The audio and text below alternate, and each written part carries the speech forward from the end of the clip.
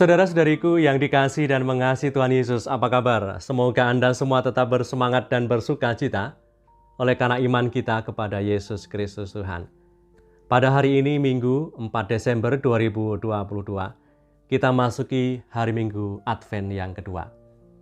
Sabda Tuhan yang ditawarkan kepada kita dari Injil Suci menurut Matius bab 3 ayat 1 sampai 12.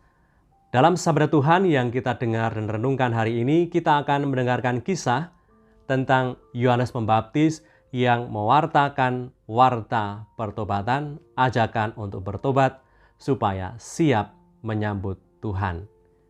Yohanes Pembaptis datang untuk mempersiapkan jalan bagi hadirnya Sang Juru Selamat.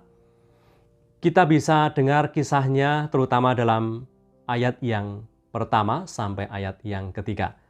Saya akan bacakan sabda Tuhan dari Injil Suci menurut Matius bab 3 ayat 1 sampai 3 yang akan kita renungkan pada hari ini.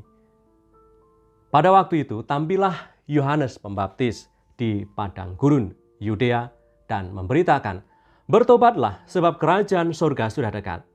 Sesungguhnya dialah yang dimaksudkan Nabi Yesaya ketika ia berkata, "Ada suara yang berseru-seru di padang gurun. Persiapkanlah jalan untuk Tuhan, luruskanlah jalan baginya."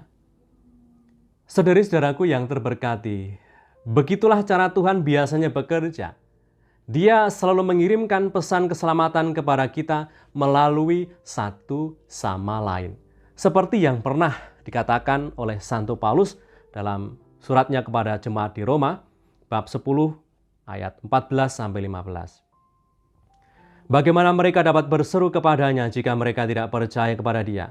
Bagaimana mereka dapat percaya kepada Dia jika mereka tidak mendengar tentang Dia? Bagaimana mereka mendengar tentang Dia jika tidak ada yang memberitakannya? Dan bagaimana mereka dapat memberitakannya jika mereka tidak diutus? Masing-masing punya peran dalam ikut ambil bagian, mewartakan kabar sukacita, mewartakan karya keselamatan Allah. Tuhan Yesus menerima dan memanggil murid-muridnya yang pertama, yang diantara mereka juga sebelumnya adalah muridnya Yohanes Pembaptis. Yohanes Pembaptis telah menunjukkan kepada mereka nilai pengendalian diri dan hidup doa, dan mendorong mereka, murid-muridnya, untuk mendengarkan suara hati, mendengarkan suara Tuhan, dengan sikap pertobatan dan hati yang setia. Dan puncak dari pelayanan singkat Yohanes Pembaptis adalah ketika ia bertemu dengan Tuhan kita Yesus Kristus di Sungai Yordan. Dia tidak hanya membaptis Tuhan, melainkan juga membantu beberapa pengikutnya sendiri untuk pergi bersama Yesus dan menjadi murid Tuhan yang pertama. Di mana pada saat itu Yohanes Pembaptis mengatakan kepada kedua muridnya, sambil menunjuk kepada Yesus, "Lihatlah anak domba Allah." Dan murid-muridnya pun mengikuti Yesus. Jelas bahwa Tuhan ingin agar kita sebagai pengikutnya juga mau seperti Yohanes Pembaptis, membantu banyak orang untuk mengenal dan mencintai Tuhan Yesus.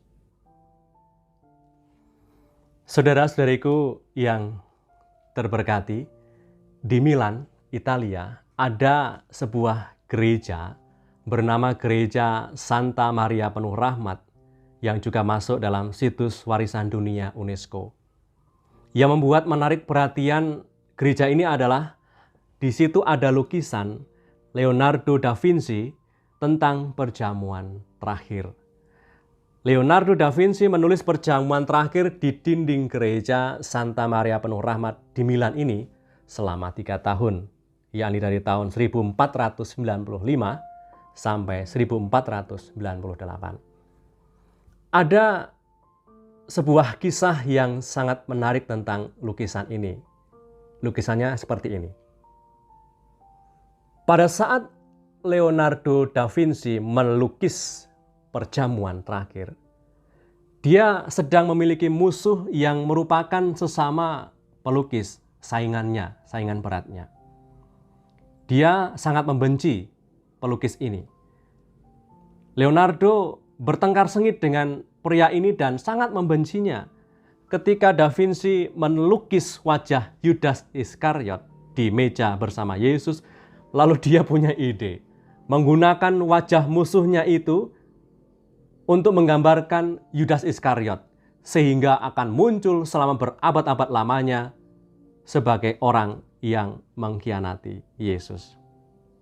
Nah, saat melukis gambar ini, dia senang mengetahui bahwa orang lain akan benar-benar memperhatikan wajah musuhnya di wajah Yudas. Ketika dia mengerjakan wajah murid-murid lainnya, dia tidak menemukan masalah.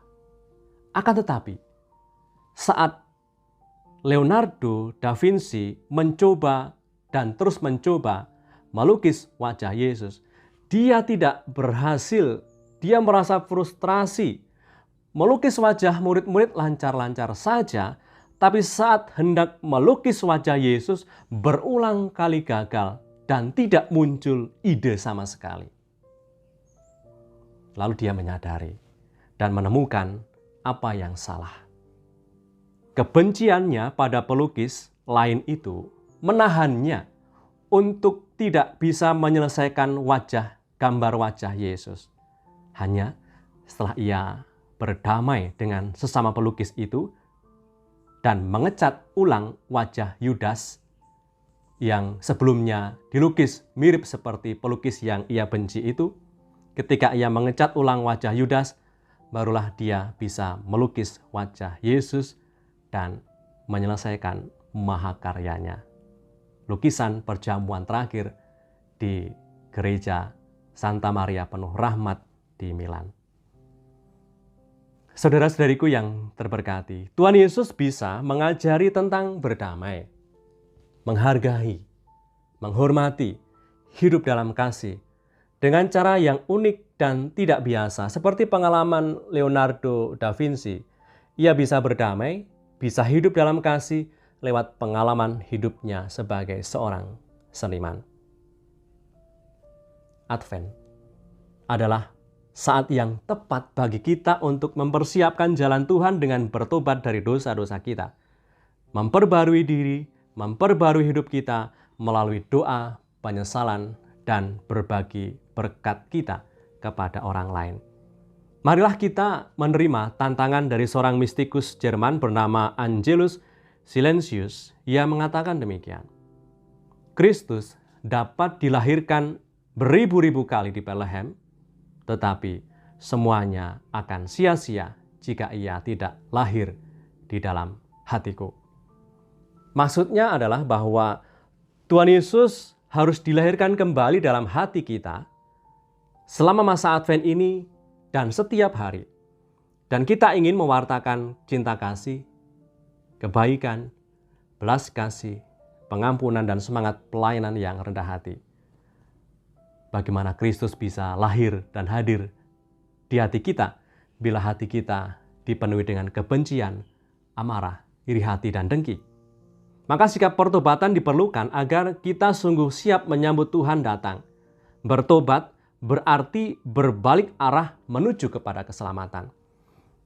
Sebab ketika hidup dalam kebencian, hidup dalam dendam, hawa nafsu yang tidak teratur, suka mengeluh, akan bisa mengarahkan kita kepada kebinasaan. Hidup kita yang cenderung kepada cara hidup kebinasaan ini, kita ubah arahnya menuju arah keselamatan, kebahagiaan kekal, yaitu kita ingin hidup dalam damai sejahtera, dalam rasa penerimaan dan penuh syukur serta murah hati. Sehingga saudara-saudariku yang terberkati, pertobatan itu bukan proses sekali jadi, tetapi perlu kita lakukan terus-menerus karena mempersiapkan jalan bagi Tuhan adalah tugas harian kita. Marilah berdoa. Dalam nama Bapa dan Putra dan Roh Kudus. Amin. Allah Bapa yang Maha Kuasa dan Maha Rahim, janganlah Engkau biarkan kesibukan duniawi menghalangi langkah kami menyongsong Putra-Mu.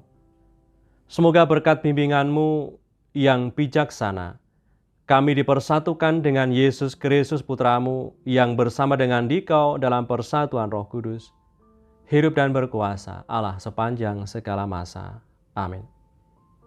Berkatalah Yang Maha Kuasa turun atas kita semua, Bapa, Putra, dan Roh Kudus. Amin. Saudara-saudariku yang terberkati dimanapun Anda berada dan dalam situasi apapun hidupmu, tetap semangat, tetap optimis, and stay calm with Jesus.